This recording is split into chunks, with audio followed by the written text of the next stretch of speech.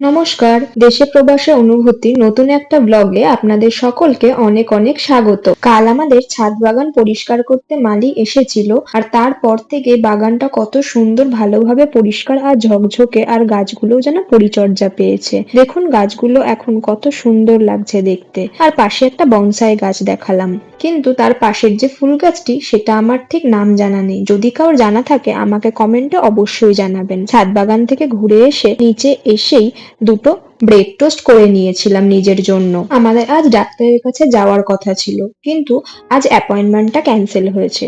সেই জন্য ভাবছি আগামীকাল যাব। তো ভাবলাম আজকে অনেক জামা কাপড় জমে আছে সেই পুজো থেকে, সেগুলোকে পরিষ্কার করতে হবে। তো সেগুলোই আজকে করে নেওয়া যায়, কেন কি রান্না তো আজকে প্রায় হয়েই আছে। পিসিমণি সকাল সকাল বাজার গিয়েছিল একটু ফল আনতে, কেন কি কাল ব্লিঙ্কিটে খুব ভালো একটা ফল পাওয়া যায়নি, তাই একটু পার্সিমন, আপেল, একটা পাকা পেঁপে আর একটু সবজি, ওই কাঁচা লঙ্কা, ফুলকপি, একটু বিনস এগুলো এনেছে। আর সঙ্গে এনেছে দুটো বেশ পাকা কদবেল। এগুলো দেখে রেখে দিয়ে আমি চলে গিয়েছিলাম ওয়াশিং মেশিনের কাছে। এই দেখুন এত জামা কাপড় জমা হয়েছে। আসলে আজকে রোদটাও বেরিয়েছে খুব ভালো, না হলে এতদিন ধরে একটু করে মেঘলা হচ্ছিল, একটু করে রোদ হচ্ছিল, আর ওরকম ভাবে রোদ হলে জামা কাপড় যেন ঠিক ভালোভাবে শুকাতে চায় না।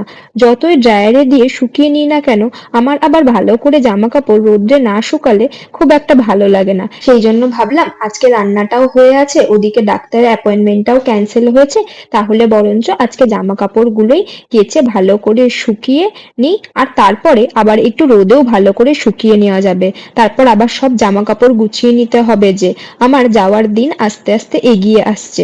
সেই জন্য ভাবলাম আজকে এই জমিয়ে রাখা কাজটা করে নিই বরঞ্চ। তার মধ্যে আপনারা তো সকলেই জানেন কালী পুজোর পর থেকে আমার শরীরটাও খুব একটা ভালো ছিল না, যার জন্য আরো এই কাজটা জমে গিয়েছে। না হলে আমি যতই আমার কষ্ট হোক না কেন, সেটা পুজোই কাটুক আর কোথাও থেকে আমি ঘুরেই আসি না কেন, আমি রোজকার জামা কাপড় রোজ কেচে ধুয়ে ভালো করে গুছিয়ে রাখতেই ভালোবাসি। কেন কি রোজকার কাজ যদি রোজ না করি তাহলে আরো অলসতা বেড়ে যাবে।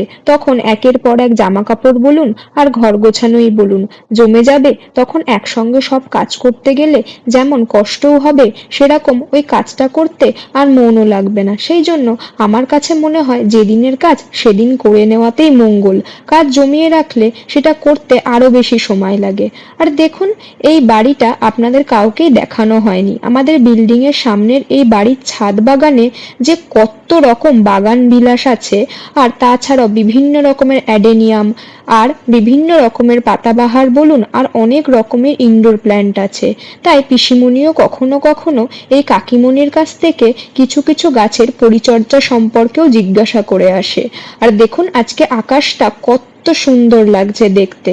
আজকে দেখলাম অনেকেই হয়তো পুজোর পরের সব জামা কাপড় রোদে দিয়েছে, আবার আস্তে আস্তে শীতও তো পড়ে আসছে, সেই জন্য অনেকেই কম্বল লেপ আস্তে আস্তে বের করেছে।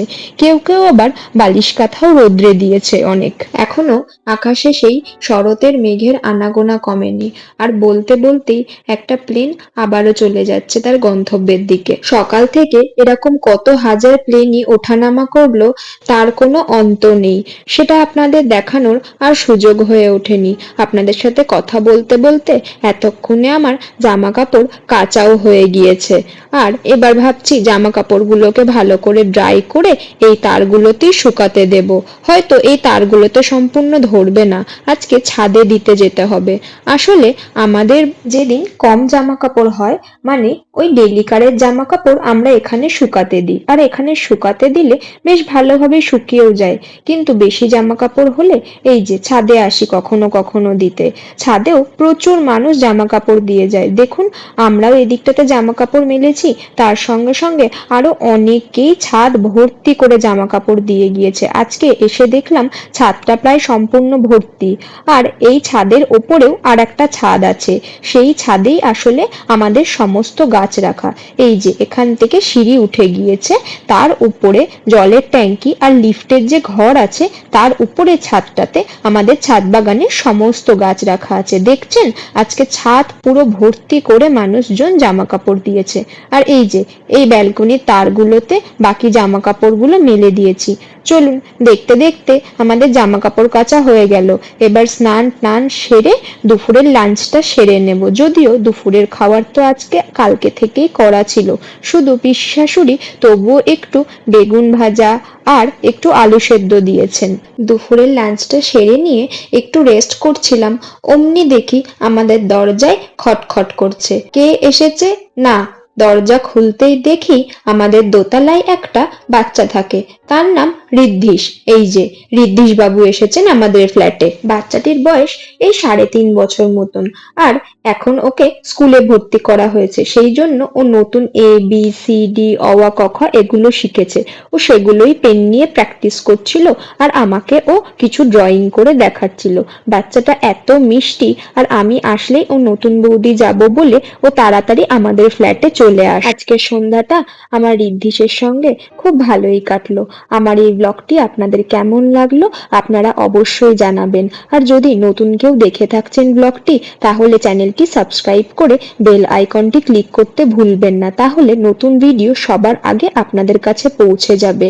ভিডিওটি যদি আপনাদের ভালো লাগে তাহলে ভিডিওটিতে একটা লাইক, কমেন্ট আর শেয়ার করে চ্যানেলটি সাবস্ক্রাইব করতে ভুলবেন। কাল একটা নতুন ব্লগ নিয়ে আবার আপনাদের সামনে উপস্থিত হব। ততক্ষণ পর্যন্ত আজকের ব্লগটা এই পর্যন্তই। আপনারা সবাই সুস্থ থাকবেন, ভালো থাকবেন, সাবধানে থাকবেন আর সবাইকে নিয়ে অনেক আনন্দে থাকবেন। শুভরাত্রি।